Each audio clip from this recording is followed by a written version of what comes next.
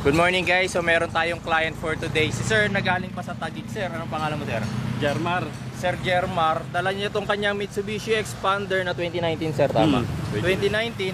So usually Sir, kapag ka mga gantong model, wala pang auto lock. Oo, tapos yung horn chirp. Tapos ina-explain ko sa kanya ito. Kapag nag-unlock, pwede kasi tayong nakailaw na yung anyong DRL. Pati nasa taillight, pwede yun. Pwede rin naman kasama to, kaso halogen kasi yun. So kapag medyo mahina na yung battery mo, malakas na siya pag-consume.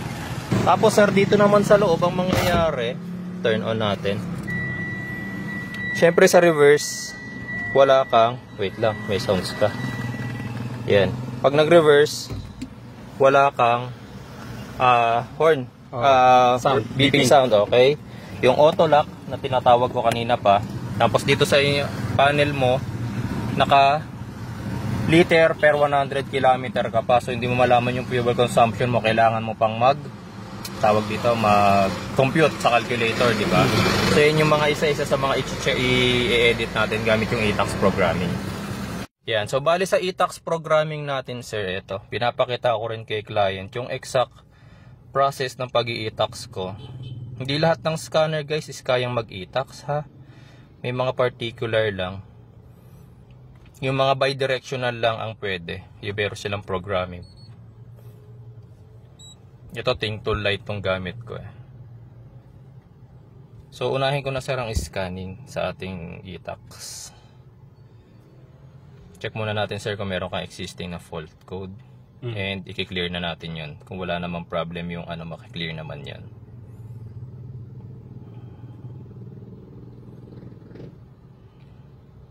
Hindi ko lang na-testing kanina yung sa auto lock sir, pero alam mo naman na hindi siya nag-auto lock. Oh, diba? hindi talaga. Pero ka sir, eto sir, yung mga error codes mo related lang sa low-bat na battery ha? Nagpalit ka na ba? Nagpalit na. Okay, walang problema yan sir. Kailangan lang naman natin dyan sir mag-clear DTC. Pero ano lang siya sir, minor lang yan.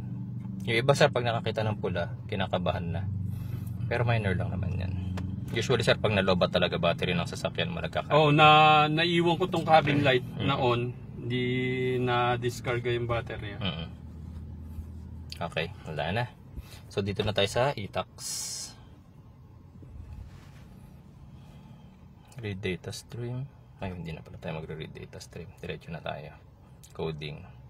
And manual coding na tayo. Yes. Sir. Ito sir yun, no? Liter per 100 km. Gagawin mo lang kilometer per liter.